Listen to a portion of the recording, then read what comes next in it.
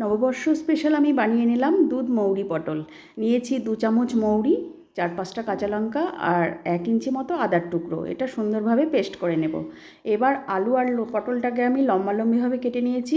আলুটাকে খোসা ছাড়িয়ে রেখেছি। ধুয়ে এটাকে সর্ষের তেলে নুন আর হলুদ দিয়ে ভেজে তুলে রাখবো। আর পটলটাকে ওপরের যে স্কিনটা থাকে সেইটাই শুধুমাত্র সরিয়ে নিয়েছি, এর খোসা ছাড়াইনি, কারণ এখনকার পটল খুবই নরম, মানে কচি আর কি, সেই কারণে খোসা ছাড়ানোর প্রয়োজন মনে করিনি। তো এইভাবেই করেছি।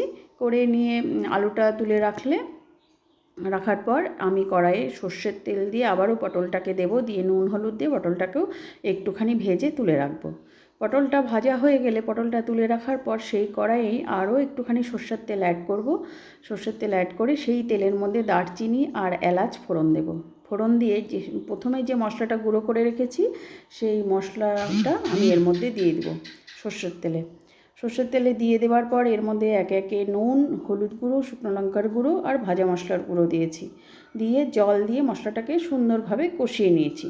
মশলা কষানোটা যখন প্রায় হয়ে আসবে বলতে তেলটা যখন বেরোতে শুরু করবে, সেই সময় আমি আলু পটলটা দিব।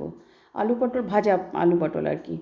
এটা দিয়ে এই আলু পটল সমেত মশলাটা আরও বেশ কিছুক্ষণ কষিয়ে যখন সম্পূর্ণরূপে তেলটা বেরিয়ে আসবে, তখন আমি এর মধ্যে দুধ দিয়ে দেব, 1 কাপ দুধ।